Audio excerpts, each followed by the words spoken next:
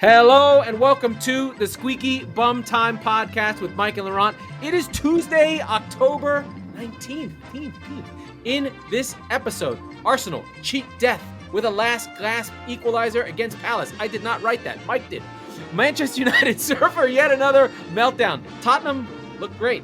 That's weird. But first, Mike, our beloved Brentford are robbed. I can't get this game out of my head. It destroyed me. I loved every second of it. Ivan Toney is actually shorter than Luke Shaw. I don't know how that's possible, but that was the game of the week. Talk to me about your feelings on Brentford, and then I'm going to tell you mine. There were a lot of them, and I'm going to start with a best bet that didn't happen. I said to take Brentford money line. I said they had 2 weeks to take on Chelsea and prepare for this game. Chelsea were battered. They were coming back from the international break, all that shit. Well, that was all true. It was all true. And Brentford ran the game, but I didn't bet on them. But what did happen was I was watching the game, and so I had to go to a wedding again this weekend. But so I was watching the game, and it's the 70th or so minute, and Buemo hits the post on like kind of a scuffed shot, the near side. Are you ready for the stat of the year? Do you know how many times he's hit the post? 6? 6 times. 6 times. That's more than the rest of the league combined. Yeah. He's like fucking Rooney and Ferris Bueller. 9 times. 9 times. 6 times. Yeah. He'd be leading the league in goals. So I tried to put a $20 bet on Brentford, as I mentioned, double chance to win or draw on a live bet. And it didn't let me. And I was like, what the fuck? Oh, you saved like yourself $20. Well, 2 or 3 minutes later, I tried it again. And for whatever reason, the sportsbook I use wouldn't take the bet. And it defaulted. And I looked at my brother and went, that's the universe telling me I'm not going to make this bet because I'm going to lose if I do. Yeah. And lo and behold, Chelsea hang on by the skin of their scrotum with a 1-0 victory at Brentford. They got the brakes beaten off of them. They really did. And so it was, but they did, but it was even better than that. So I was listening to some podcasts that talked about strategy. Frank's a fucking genius. So I know. Chelsea did what they wanted to do. And Brentford really just matched them for the first half. They were trying to hang in there, stopping Kovacic from making the balls. The reason why Lukaku's didn't look good is because Brentford were in his face. Norgard was like, these midfielders are not fucking creating anything. We're just going to sit deep, be on them. And that's why Chilwell was always in the infield, because Tuchel's smart too. He's like, well, if they're going to mark all the midfielders, then we're just going to move. We're going to try and get the overlap with Chilwell. So he scores the goal. It's an incredible goal and a lucky goal, but he was following behind Lukaku in the box. Okay. It's 1-1, and at the 65th minute, 1-0, sorry. And Brentford are coming into the game a little bit, but not too much. The second Tuchel takes off his midfielders and goes to the more offensive with Mason Greenwood to try and play between the lines. Boom. Mason Mount. Jesus, you're off tonight. Sorry. Mason Mount to the change. Boom. Brentford changed their lineup, go and attack. And that's from 65 on. Mason Mount is nowhere to be found. They just skip the midfield and go straight to the attack. And then I remembered something Alan Shearer said, because on Match of the Day, he was like, watch what Brentford do. They overload the far post and go with everybody on one side. And I kept looking at it and I was like, Brentford have 3 guys to their 2 every single time. If there's 2 on one side, they just flood one side, and they do for the knockdowns around the other side. They're like, we're going to make this a chaos game. And sure, lo and behold, it was a chaos game. They had those long throws. They just kept throwing it into the mixer like it was 1975 and they were playing in the mud. And see what it was happens. Amazing. It was amazing. And I shared it on our Facebook group. They got all their expected goals in the last 25 minutes. Oh yeah. They just completely annihilated Chelsea. And if it weren't for a 6'7" Senegalese destructor falcon called Mendy, they would have lost. Or at least drew. Like, they did not deserve to lose that game. And everyone knew it. Even Tuchel knew it. He was like, I don't know what the fuck just happened. And we got our dicks kicked in. And we were good for 70 minutes and lucky for 20. And they're like, you were lucky. But Brentford are now taking the mantle of, if there was league pass rankings, they are the league pass team. Like, you've got to go. And Brentford are playing at home. You have to watch it. You just have to. Right. It's like Leeds last year where you're just like, what? Goals against, goals for. Leeds are toast. Leeds, all hail the new king, and it's King Tony of fucking Brentford. Just the bus stop in Hounslow is the place to be. it's King Frank, right? You already mentioned it. He's got them running. And Tony is the focal point, right? But he's got so many players around him that are playing in that unit, right? And if Mbeumo could hit anything, then I mean, half we'd be of singing those a different posts, tune. They'd be in the top half. They'd be as in good the as top Brighton. 4. Yeah. Now I feel really good about that Brighton win that they got. That's an incredible win for them. Well, what? In the last minute, didn't Brighton beat Brentford? Or drew? Yes, that's right. I thought you meant this week. I was like, didn't they not score a goal against Norwich? I don't want. But no, I just my heart was crying for Brighton. I'm for Brentford, and so good. I want to believe in them. I think that for our degenerates listening out there, I think that this loss is going to help at the sports book because it's basically going to keep them priced at a decent rate. If they beat Chelsea or if they got a result from Chelsea and battered them, the cat's out of the bag, right? But I think that they might skirt by a little bit. I think the funny thing is what I'm noticing just from following along British football and looking around is people really don't watch other teams. Like they're very centrally focused on their own teams. There isn't the sort of, it doesn't seem to me that there's like the culture of watch everything the way you have with the NFL, the way you have with sort of like, I think basketball has this nerd culture where people try and follow all the games because the nature of the way football is on, where we get mad, like, why the fuck can't they watch all the games? They literally don't watch the other games. Well, they can't, you watch your game if you can, and then you watch Match of the Day, which is the institutional show that I talk about all the time on the BBC. Like, as Americans and as foreigners from England, we actually can follow the Premier League far, far more than they can. Yeah. So it's a shame. There are arguments, and I had a conversation about it with another guy. There are arguments for why they don't have it, so that lower league teams, blah, blah, blah, whatever. Your country's the size of the U.S. I don't know what you're doing. Hold on to your fucking traditions while Saudis and other people buy up your stuff and see how much more valuable it is than you do, you morons. But yeah, we probably know more and get to watch more Brentford than they do. And we should, sorry, my long-winded way of saying, yes, the books are in our favor. Yeah, definitely. So keep riding with Brentford. It's going to pay off.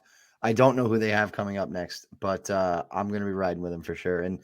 And they're a fun one to have, like the custom parlays where you're like Tony to score and Brentford to win. Because as you saw, the thing is he hasn't been scoring is the problem. He's kind of he's been almost a bit of a facilitator, but he's still going to take penalties.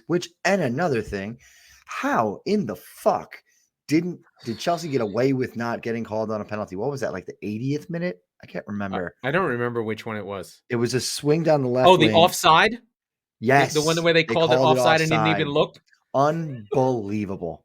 Unbelievable. Yeah, agreed. It was a deny of a goal scoring chance by Chalobah, who, to be fair, he was really, really good. Like, I think that in that game, there were a lot of really good performances. Like, I think Chelsea had Chalobah and Sarr playing two basically what we would call rookies in defense. And they were both really, really good to try and deal with this team. And I think the moment overcame them at the end there. They were like, what the fuck is going on? You're not supposed to just hoof balls into the box. I need to be on the ground and mark someone. What are you guys doing? Right. But, the old heads of Azpilicueta sort of helped them hang on and sort of were in spaces to stop things from happening. But it was an incredible game. Brentford have Leicester City up next at home. That should be good on a Sunday. Well, that's a hell of a segue because Leicester are coming off quite a comeback win. I was looking, so this I didn't get to see, but I did. Wow, I'm gonna give you the floor on this one because I watched the extended highlights, but Jesus Christ, I mean, just it's United. The same thing over and over again. United don't have a coach. They don't have a coach. And this time, he didn't want to get in trouble for not playing Cristiano. So this time, he simply played his high five, where he played all the players, right? Right. He simply said, "Oh, I guess I just have to play Cristiano, Sancho, Fernandez, and Greenwood all together with Pogba and Matic." So essentially, when Pogba plays deep as the second pivot, they basically are wide open. And Mm-hmm. if you watch Pogba, he does a lot of amazing things. He's an incredible player, but he gets caught on the ball. Oh yeah. And, especially in the midfield, they didn't really have a plan. They didn't press as a unit because essentially Sancho, Greenwood, and Ronaldo don't press, right? They Yeah. can't defend from the front. Maguire, it could be argued, was at fault for all 4 goals, or at least was involved in some way. Like not at fault. It's a team game, Oh, and but he's left out to dry too, though. he was the weakest link in their team today. Sure. Like he was Yeah. that bad. Gets caught on the ball by Iheanacho, is caught ball watching for Daka for the last goal. It's just really, really bad. They give up a goal to Vardy right after they score the equalizer from Like a minute later. Is that right? A minute later. Yeah. No, off the kickoff. Yeah. Well, yeah. So they go it's up to written bring as a minute later, but yeah. Right. They go up, they get the draw going, and the Greenwood and the Tielemans goals are fucking incredible. They're really, really good goals. Mhm. So Yenchu just bundles one in. But Leicester, for as much as Brendan Rodgers may have faults, right? Brendan Rodgers gets you to a certain level kind of guy. It seems so far. He's still pretty young. But week by week, game by game, regular season, especially in the beginning of the season, he's a winning coach. Like, Sure. if he's the coach of Man United, they have a way to play. They pressed, they harried, they moved as a unit. The front 3 really attacked. He did what we've been saying to do, which is bring in Iheanacho with Vardy, but he had Iheanacho with Vardy and Maddison. Mhm. So Maddison was bossing around. No Harvey Barnes in this one, but Leicester played up front. Vardy, Iheanacho, right? They bring in Tielemans. So Samari, excuse me. So they had a different midfield, but Tielemans had license to go forward, and they just have a way to play when they're playing, and they were able to go back to their back 3 at the back because Johnny Evans is back. So they're a little bit changed from where they were, but they're more in line with the way they normally play, and they're better. They're just, again, what's my betting philosophy? When in doubt, take the iconoclastic coach over Ole. I got it with Villa, I got it with Everton, and I got it with Leicester. So keep riding that, right? Yeah. As long as you feel like the coach, like, check your gut. As long as you feel like the team that's playing United has an identity and a way to play, take them, right? Yep. They're gonna get the doors blown off them by Liverpool. Oh God. They're gonna get killed. Yeah. Unless they, although it might be an Ole thing, right? It might be an Ole thing where he finds a way. I don't know. But the way that Liverpool are playing, I mean, they're not really the headline of the week, but Mo Salah is in cuckoo town. He's in all, like, rarefied all-time air form. Yeah. I know you posted that in the group. Like, where does he rank currently as far as who scored ratings? 4th all time currently for the full season. In the Premier League. Now it's 8 games in. He's got literally 30 games to go. Yeah. He will cool off, but and is he going to AFCON? I would expect that he is. So there's going to be at least a month break. That's bad for Liverpool. That's tough stuff for Liverpool because he is carrying them the same way that Suarez, as you said, carried them in that 13-14 season. So I'm not. But this is different because they have a defense. Like the 13-14 season. No, I know. I literally looked it up. Teams. I can't stand that my team completely is forgotten. We won the fucking trophy that year. Okay. Yeah. It was the Yaya Toure season for me. It was when he shot 40% on shots on goal, and it was like, oh, he has 20 goals. That's he had like a Sun season last season, right? But from midfield. But he had a Gundogan season last season. Right, exactly. So, the great thing about the Ole thing is, like, now it's just a matter of time. I sort of had a joke. I was like, once they lost McCullough, it's over. So Adam McCullough, who's the YouTube representative of Manchester United, basically. Where does he rank on the Who's the other Asshole idiot? scale. No, who's the other idiot? Rory Smith. No, that's Chelsea, isn't it? Mo Um, Mo no, Mo it's from. United. It's the guy. It's the United stand. Steph Housen. No, Jesus Christ. Yeah, Housen. The United No, stand. no. It's hold on. Mark something. Oh, I don't know. This is gonna bother shit out of me. Goldsmith. I think so. I will tell you in a moment. These But YouTube anyway, guys, Mark they're Goldbridge. Goldbridge. Yeah. No, he's Arsenal Goldbridge. No, he's not. He's United. I Oh, promise. okay. Yeah, he's not like Goldbridge. He's more reasonable. He would do the post games outside of Old Trafford. What's weird about McCullough is he's clearly from the Midlands and not from Manchester, which is Okay. weird. Even though he's like a super fan, freaks me out. Anyway, I'm like, you don't have the right accent, my So friend. he's a Cowboys fan. Yeah, exactly. But He's hey, a listen, Cowboys they fan. won Okay. 13 championships. I get it. It's not his fault, but it is Right. odd. Okay. You wouldn't, and he's Indian, and you don't, or South Asian. I'm not sure. He might be Pakistani, but you don't really want to be Pakistani in Manchester. You're better off in the Midlands. It's not exactly a hotbed of diversity. Right. But yeah, they've lost him. He's now like it's just a matter of time. Like we posted, right, like United's next 5 are Atalanta twice, City, Liverpool, Tottenham, Chelsea, Arsenal, with Watford in between. Mm-hmm. That's bad. When's that Watford game? I don't know. It's before the break. I think it's before the break. Before the international break in November. Yeah. Holy shit! Or is it? All is right. It might we be have just, the technology. Just after. I'm looking at it right now. So it's Liverpool, Tottenham, Atalanta, City. Yeah, it's the game. It's the game after the break. So if he loses Liverpool, Tottenham, City, he's getting fired in the international break. Liverpool, Tottenham, City, and he might lose to Atalanta in the Champions League. He might lose one of them away for sure. How many does he have to win? I think if he wins Liverpool somehow, loses all the other ones, he's good. They play Atalanta on Wednesday. Yes, at home though. Yeah, at home. Wow. So Atalanta, this is tough stuff. Atalanta, Liverpool at home, Tottenham away, Atalanta away, City in the Manchester derby. And the break, like you said, the break. Then Watford, Villarreal, Chelsea, Arsenal, Crystal Palace. Crystal Palace is good. Crystal Palace is better than at this point. Vieira's a better coach than fucking Ole, and it's his first time fucking coaching in the Premier League, and he's better. Premier League, yeah. I was gonna say that he gets fired. The last straw, and this is a homerish pick, is in Brentford, December 14th. I think that, and if not Brighton, December 18th.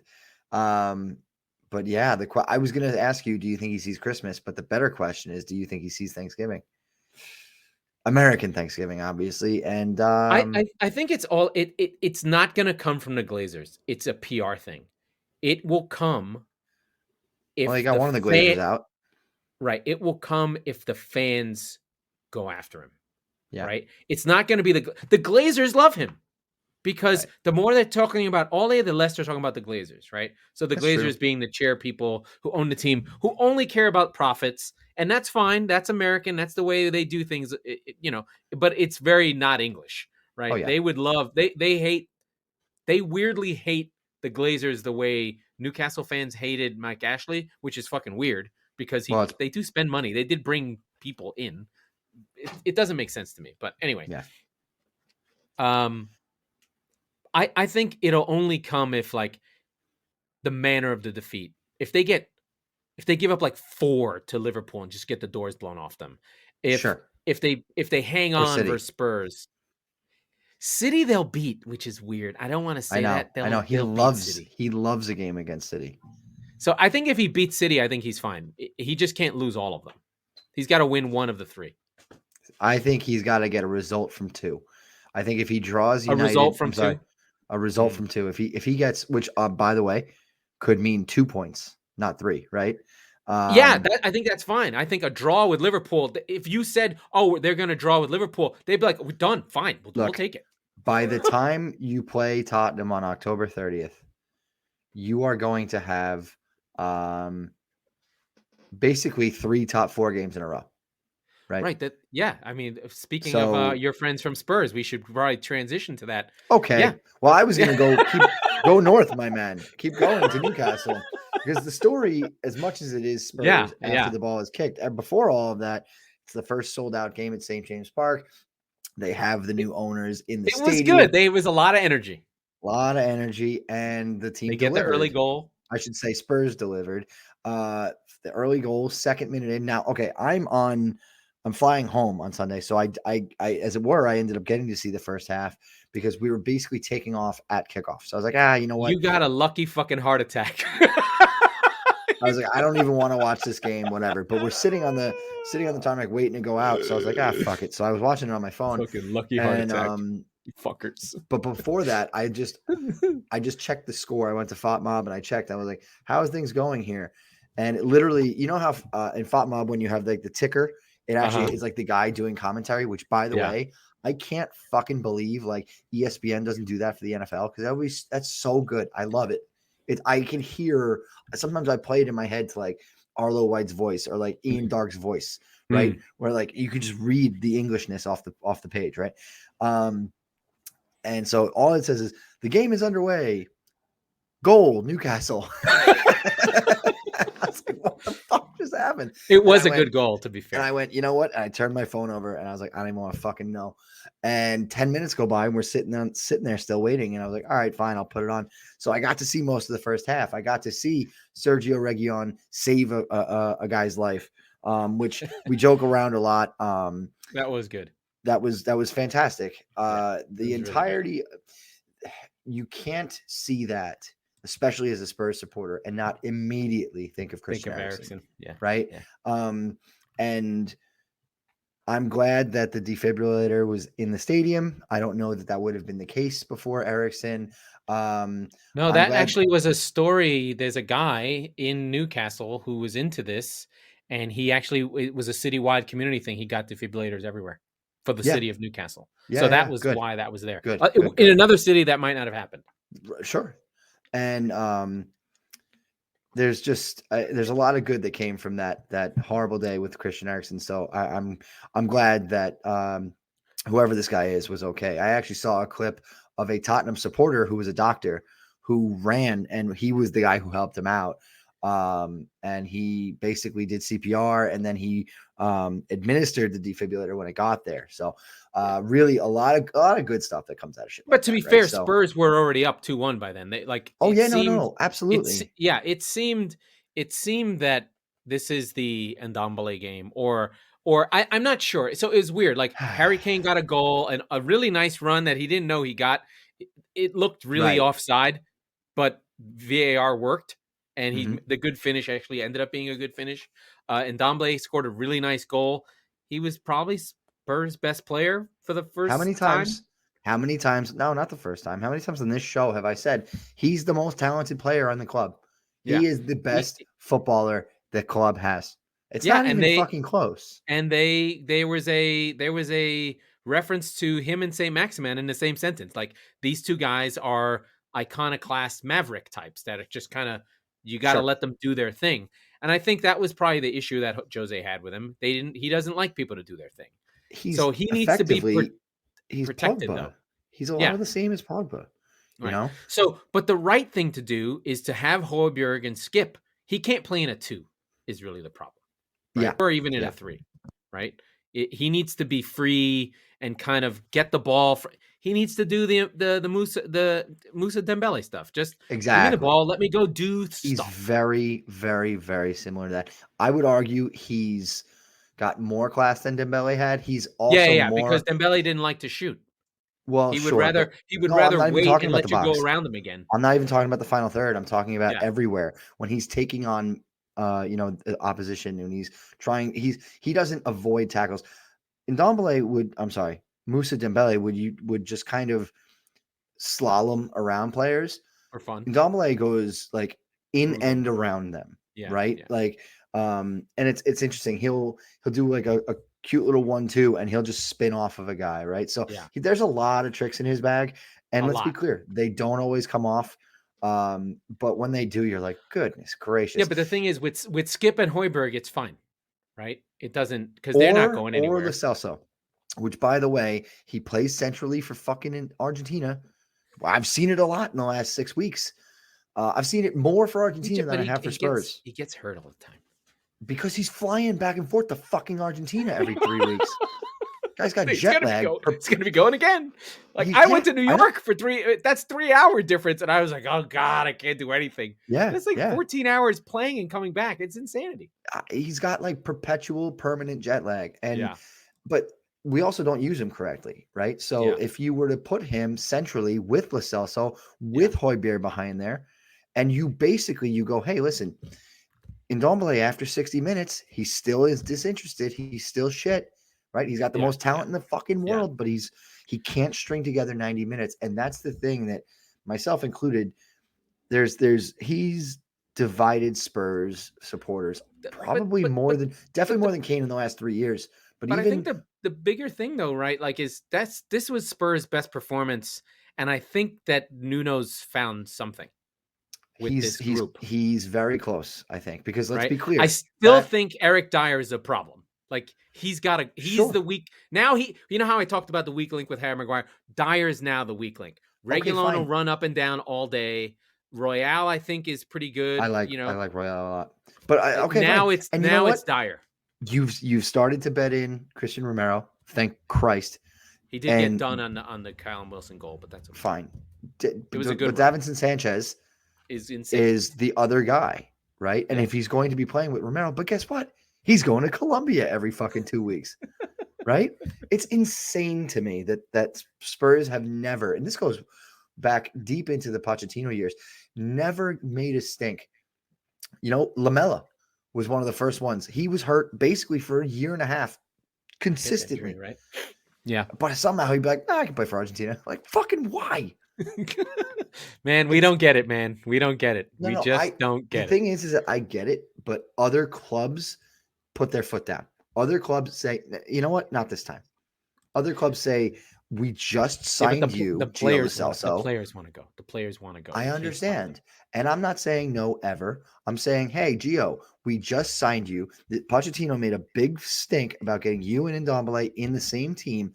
Yeah. Ndombele's off to a good start in Mauricio's final season.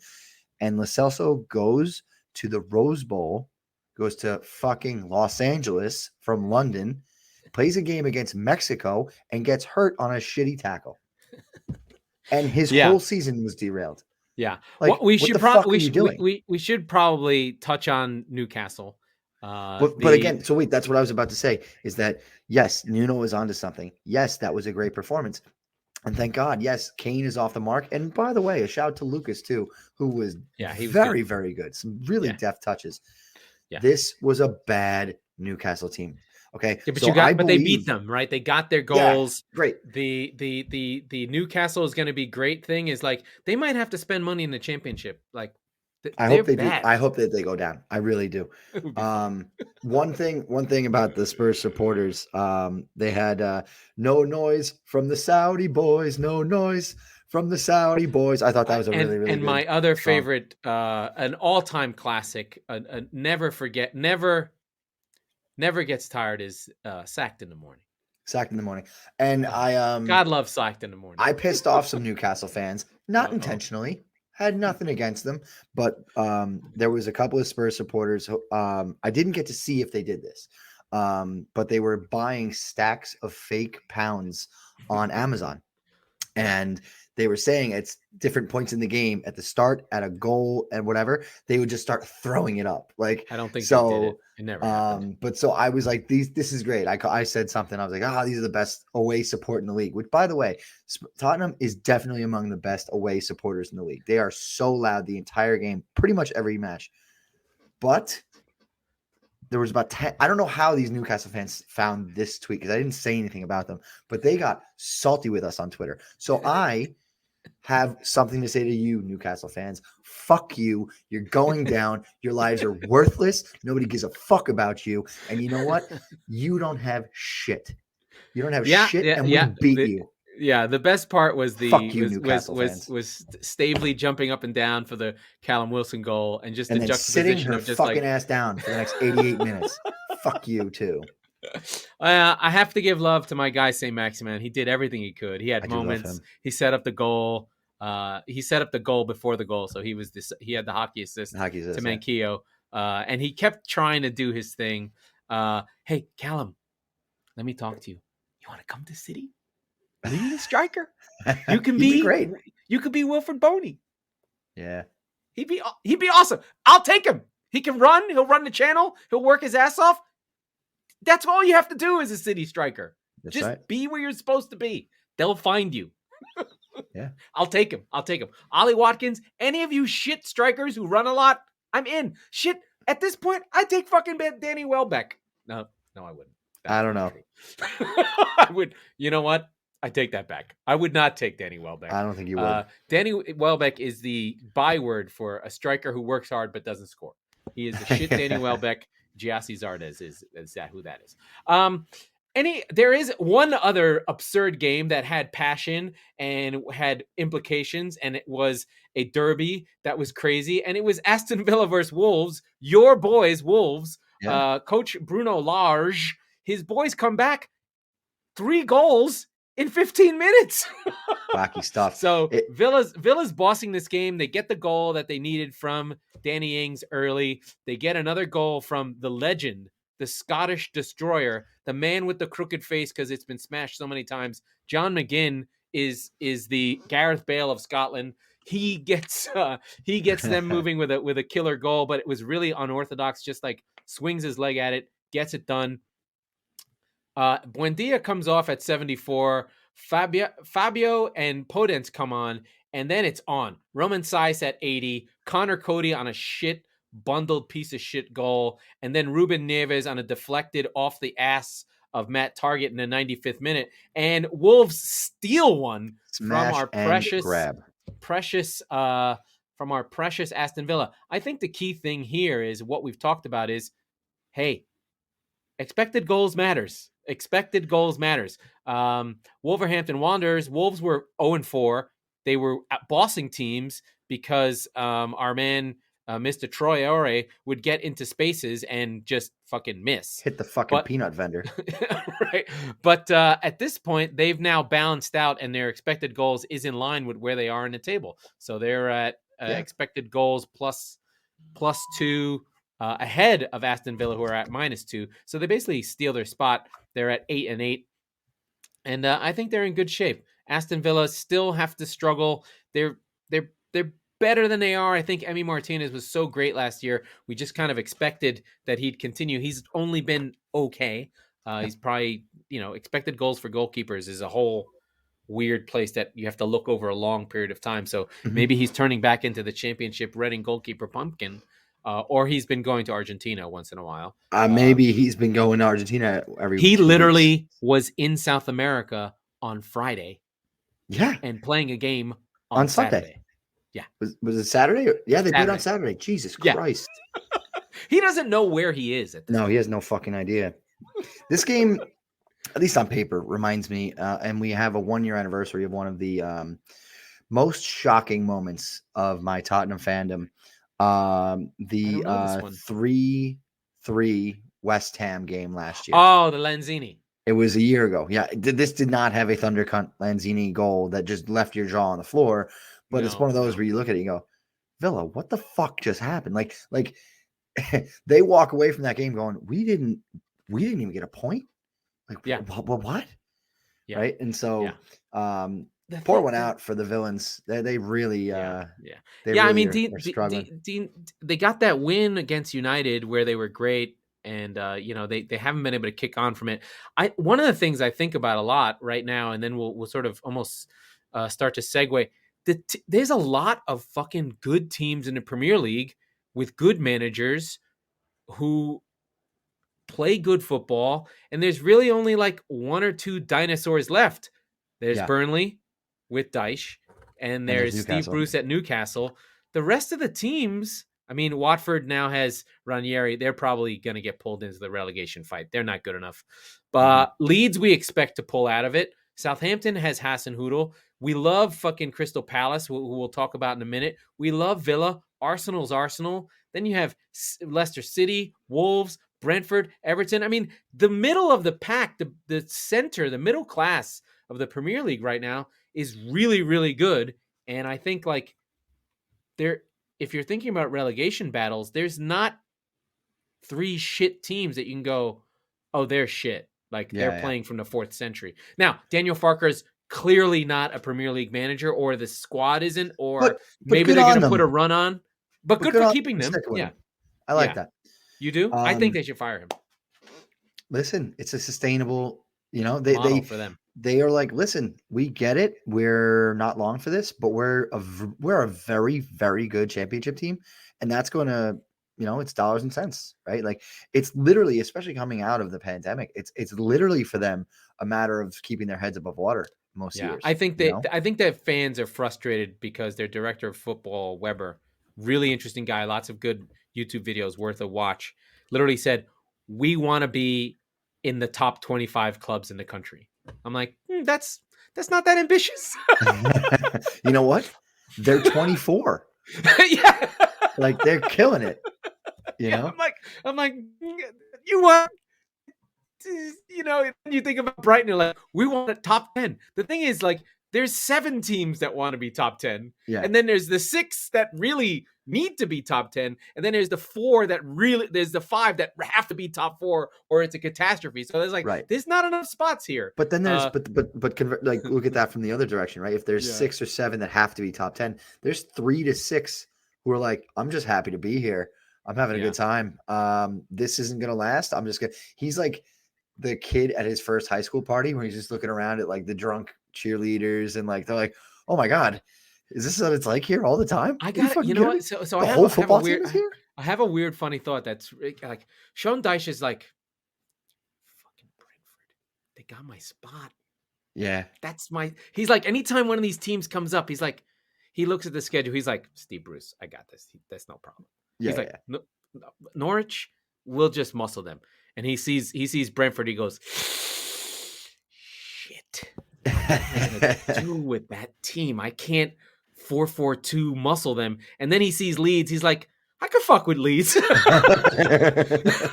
Like I beat them last. I'm good. I'm good with Leeds. Leeds is in trouble. Leeds has problems now. To be fair, Leeds finally lost and Southampton finally get their win. They completely batter Leeds, but Leeds are in trouble. They don't have enough depth. They're missing Bamford. They're missing Rafinha. They don't have enough to hang, right? So that's the issue with Leeds is they run all the time. They're not even running anymore. I think there's a little Bielsa burnout. There's not enough players. The replacement players are not kicking on. I'll tell you why I don't. They're in trouble. I think that they are in trouble, honestly. They're not in trouble, but I think not in trouble. I think Leeds is safe because you mentioned 2 players that are better aside from Alan Saint-Maximin, that are better than literally the combined powers of every player on Burnley, Newcastle, and Norwich, right? So the season is 19 months long, and they will be back. Yeah, they haven't had Phillips either, to be fair. That's another Calvin Phillips still. That's 3. And the thing you have to understand about the bottom of the table is that drop points are not that big of a deal. When these players come back, they'll win 3 out of 5 and they'll be fine. Yeah, I mean, it's all about getting to 40, right? Yeah, of course. I mean, they don't even have to get that far, but at least you've got to look at your schedule and be like, where are my 40 coming from, or 36 points? Right. And if they win their next game, they will be at the they'll quarter be in business. pole. Yeah, exactly. They'll be right on time. Yeah. So no, I mean, in the relegation fight, 2 wins is like gold. That's what I'm saying. So you're just like they're all treading water. They are currently in trouble. Yes, absolutely. Yeah. But when Phillips and Bamford and Rafinha start playing regularly again, they'll be fine. They'll shoot a giant every once in a while. They'll kill a Leicester. They'll take a point off of City or something ridiculous, right? They'll beat the middling teams, which is where they are. Yeah. And they'll be fine. They'll hit 40 by Valentine's Day. Wow, 40 is a lot, actually. If they get to 38, they'll be gold. Yeah, I mean, it's a really interesting. I'm not worried about them getting there. Right, it's a really interesting group. Really cool teams. The league is just I don't know how you feel, Mike, but I just feel right now like there's just every week there is an incredible game that goes on, and I think part of it is the top end. Like Liverpool's really fantastic. I haven't even talked about City because they played a ho hum Burnley game. They weren't good. It wasn't exciting. It was kind of boring. They got it done. Whatever. There's a Raheem Sterling might want to leave. I'm like, yeah, everybody wants to leave United Well, City we've got because a good show. We've got a good show play. on Thursday. If you're Yeah. listening, come back for Thursday because we've got Spurs, Tottenham, United, Liverpool, Brentford, Leicester, and Brighton, Man City. Right, bang, bang, bang, bang, all in good slots too. None of these really early shit. Yeah, and Champions League coverage that's And gonna happen. Champions I don't even know the schedule, but there are we games haven't gotten tomorrow there yet. and We're Wednesday. out of practice. And then the other great game was again Crystal Palace Arsenal. Dude, Palace were fucking awesome. Yeah. And they deserved something out of this game. I didn't see the Lacazette winner, but I did see my guy draw. Equalizer. Yeah, sorry, I didn't see the draw, but I did see Benteke's goal, and I did see fucking Edouard's goal because I saw Alessi come on. He comes on 2 minutes later, provides the assist for Edouard. They didn't know that Zaha was going to be out. He came up sick before the game. So here's Crystal Palace winning this game without Zaha until the last minute. And listen, another team that's really good, really fun to watch, really young. Gallagher was fantastic. He fucking Ramsdale saved a killer goal from him. So Ramsdale's ingratiating himself with the Arsenal fans, and another good cracking match with a fucking killer ending. It's kind of I think one of the things that's happened across sports, I think we're seeing even in baseball, even in NFL, now in the Premier League, I think this fan being at games for the whole season, especially come playoff time or money time for games, it's just driving players to different levels. Like Absolutely. We saw the way they play. The way they play is an appreciation. They're feeling the fans. There's some elevation of the game for this season only. It's really on opening day. Everything's cracking, right? Even the NFL, right. They're having big ratings because people are like, these games are bananas. Yeah. Well, Spurs City, first game of the season, right? Incredible. That was a game that City wins when there's nobody there. But Tanganga just keeps kicking Grealish and Sterling, right? Like every time he does that, the crowd roars like a goal went in. And we talked about it, like these things, these inherent actions players make from the defensive side, but also from the tracking the ball, going to press, taking shots on goal, players have the feeling of, I want to make these people lose their fucking minds right now, right? Like that's sort of the motivation. It's not even conscious. It's just in you, right? Exactly. And I think it activates something that you've always had. That's what's so disappointing about the Newcastle game, and I bet on it. Fuck 'em. That they didn't even, they had nothing. Like they had 10 minutes of fight in them. Yeah, well, that's fucking pathetic, dude. Like 9 minutes more than they deserved. Fuck them. I do want to cover my bets that are really just really going badly, really bad. You just had unlucky results, right? Yeah, no, my process was good. Process was good. So Everton draw. Agbana scores on a header in the 75th minute against Everton. That game had fucking draw written all over it. So that went down. I had Newcastle money line. That was aggressive. We both sat here. We both sat here and said, take that money. Absolutely. Well, because Spurs just didn't. I really thought Son wasn't going to play. I don't know where that rumor. That was so weird. So when we did the show last week. Yeah. Okay. This is from the Make It Up As You Go Along file. Hyunmin Son and Brian Heel were ruled out. Oh, that's right. You said Sunday. That's right. I remember this. Okay. And I told you, I was like, Sonny's out. Fucking all the money on Newcastle. Right. They tested negative twice, which apparently means they had a false positive. I don't know how that can be considered possible. You would have been tested more than once if you're that important as Son, right? Like they wouldn't have just been like, whoop, 20% margin of error. Fuck it. You're out for the next game, pal. Like, no, they would have done their due diligence. So the fact that they reverted it, the club put out a statement. They didn't say the names. It was Sonny and Heel. And the club put out a statement on Sunday morning. And they're like, nope, they're good to go. See you at the park.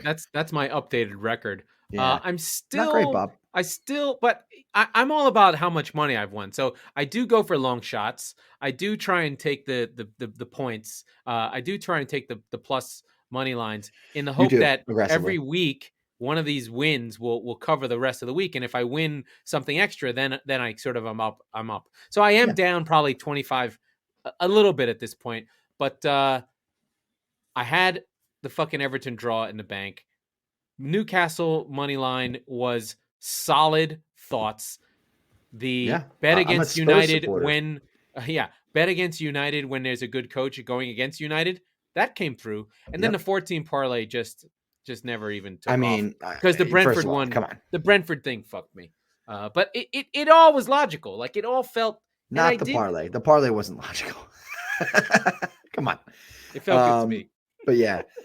No, I think, like you said, your process was good, and this is what happens, and this is why Vegas always wins, right? They built a city on my process was good, so but you just hope for the next one, right? Yeah, and mine, the only one I think I really had on the show was on Thursday was Brentford win or draw against Chelsea, which I realized it must have been plus 400. No, it was about even money because it was both, right? You had a chance at either one, you win, so. It was, I saw it before kickoff. It was like 110. Yeah. And I was like, nah. Like I thought it was going to be awesome. Like you said, I didn't think it'd be 400, but also after the lineups, I didn't even know after the lineups, it went from 600 roughly to like 450. So you had 450 and then Brentford to draw was only like 200. So I was like, okay. because of the injury stuff. Because of the lineups, right? Which we knew. We knew a lot of those players. That's why but yeah. And again, so annoying. The thing about Mendy was that he's so giant. Big that he makes routine saves out of very, very good ones. Like the half, again, it was off of one of those fucking crazy town throw-ins, and it bounces around pinballs to Tony on the half volley, and he hits it into the ground. And most Premier League goalkeepers are just trying to put that up and like push it up over the bar. And sometimes they push it in their own net, right? Mendy was like, nah. Like it was like gonna hit him in the face if he didn't move, right? So he's like, he took one shot off the face. Yeah. Like he got knocked out. He almost came out of the game. Yeah. And the thing that's great about him is he comes from lower league, didn't get his first freaking top flight game until he was 25 years old, was like cleaning fucking floors. Like this guy is hungry. He gets it. He won with Reims. He at 25 years old, he wins the league in France for promotion.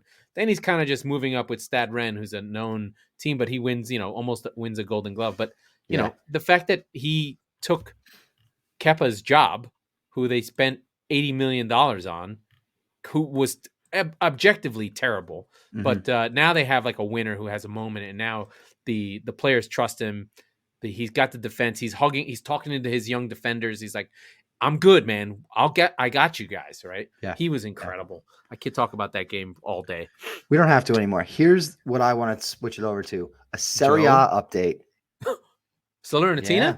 Salernitana. Okay. So Tina. We are planning the honeymoon. We've been talking about it. We're going to go to the Amalfi Coast, which is only an hour away from Salerno. So we're going to a game at Salernitana. I have no fucking idea how to get tickets, but I'm on it. And I have until like basically late April, early May to figure it out. So I trust it. I'm going to be okay. So I've been tracking them as you know, they took a tough one. They are they're bottom of the league. They're bottom of the league. But listen, they have the worst goal difference. The reason why they have the worst goal difference is because this past weekend, they were up 1-0 to Spezia, who is in 16th right now with 7 points. And Spezia scores 2 goals, I believe, both in the second half. And they jump from joint last with Salernitana to 16th out of the relegation zone, leaves Salernitana back in last. and it's starting to get a little cagey for Salernitana. The thing I realize is that the game I want to go to is with Cagliari, who is 19th right now. They're home against Cagliari with like 2 or 3 weeks to go in the season. That could be a funeral game in Salerno. That could be the game where, oh, this was the first season we were in Serie A since 1997. And it might be another 25 years. Like it could be one of those. So I'm hoping against hope that they get a couple of wins on the bounce and that Frank Ribery gets his ass in gear.